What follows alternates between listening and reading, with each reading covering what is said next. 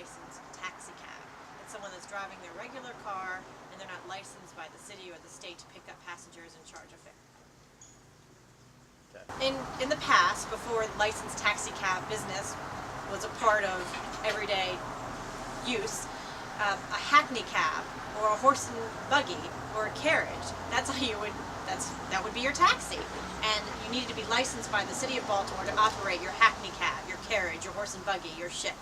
And you used to be issued a small tin plate with a number that would go on the back or be affixed to the rear of your buggy or hackney cab or carriage. And that's where it evolved from, and that's where the expression of taking a hack evolved from. Hackney cabs used to be licensed. In fact, I think there might be still something in the code that allows you to license a hackney cab, but no one actually follows that anymore as the advent of automobiles and transportation as we know it happens today. That's where the expression taking a hack comes from. It's actually from a legal form of transportation in the past. Everyone uses hacks. From teenagers to old folks, man. I mean, it's a means of transportation in Baltimore City. It's heavily indoctrinated into the culture. It's just what it is. I mean, a kid will throw his hand out and catch a hack. Depending on the people driving, it's their choice to pick you up or not. So most people just use their judgment, as far as what a person looks like, what they think they're about.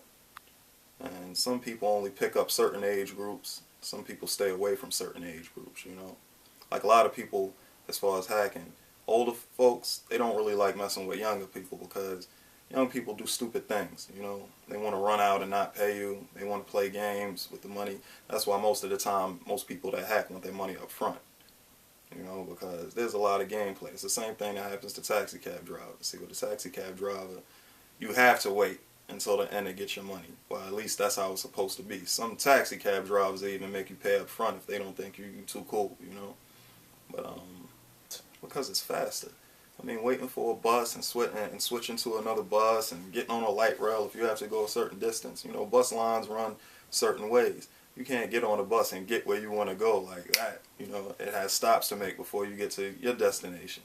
You might get to a certain destination and have to catch another bus or a train, a subway, or a light rail, And that just cuts all that out. You throw your hand out, you get to where you want to go a whole lot quicker that way than you would getting on a bus. And plus, it's a lot of hassle, like depending on what type of person you are.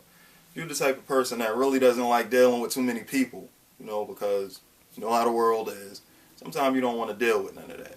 So that's a step up as far as public transportation is concerned. It's like, to cut all that out, just catch a hack, man. Like most people are like, man, I ain't got time for that, man. Catch me a hack.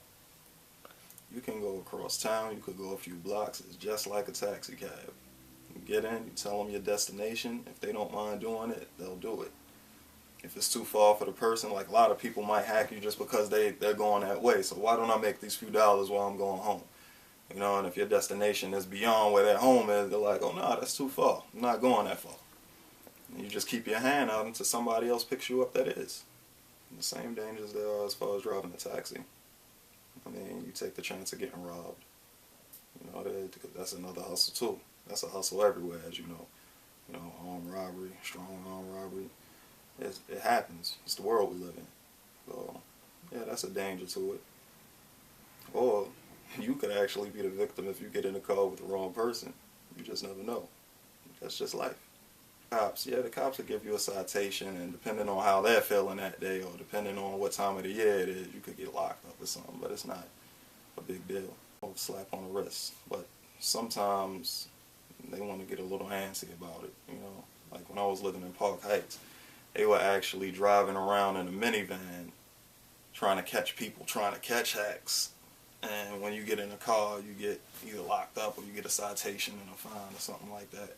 But that didn't work because, you in Park Heights trying to catch a hack, a minivan pulls up with a clean-cut white boy in it. It's like, come on, really?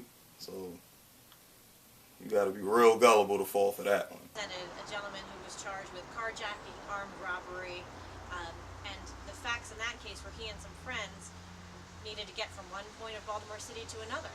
They got into a hack, a young woman with no criminal record who picked them up and agree for $10 to take them across town. My client's friend decided, as he was sitting in the front seat, to pull out a gun and carjack her. That woman who was driving the hack was placed in the trunk of the car and driven around town, kidnapped, carjacked, robbed, and my clients were eventually caught.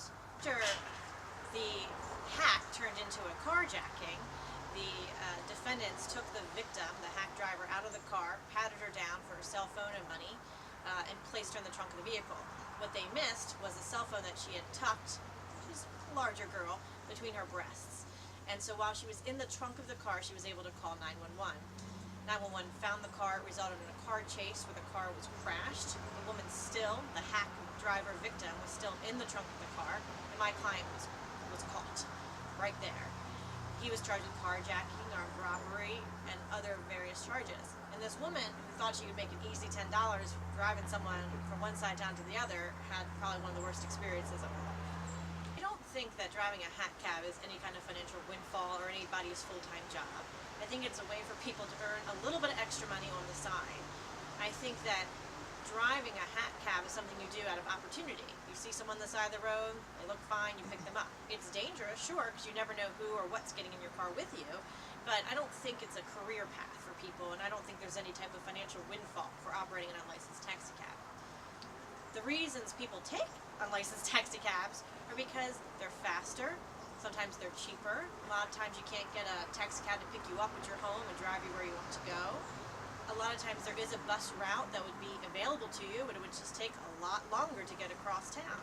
So it's for convenience, for speed, and sometimes for cost. You will see a lot of people trying to hail a hack right outside of a bus stop. They might have just been tired for waiting for the bus or just need to get someplace faster. Plus, when you're hailing a hack right out of a bus stop, it gives legitimacy to the idea that you're trying to get somewhere. So as someone who might pick up someone, as a hack driver, you might feel a little safer picking up someone who's right at a bus stop who looks like they're ready to...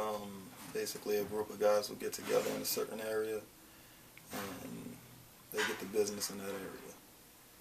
So if anybody comes to that post, one of those guys in the club is going to get the money. Those are the only guys who are there. It's kind of like a hidden respect. You know, you got to respect that. There's certain places that are more open.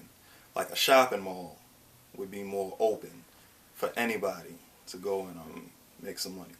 Like, you couldn't go to where a hat club is set up and sit out there and try to fish their dollars. They're not going to appreciate that. But at a place like a shopping mall, you can stand around as you see the people, you know, walking out and say, hack, you know, tell them what you're selling. Hack, hack, need a ride. And you can do it that way. Cross it anywhere else but Baltimore City. Matter of fact, I believe if you look it up online, they say it goes on in Baltimore City and somewhere in the Far East, like China or something like that. This is definitely a Baltimorean thing. I've never come across it anywhere else. As far as New York City goes, you have what you call gypsy cabs. And they still actually have licensing.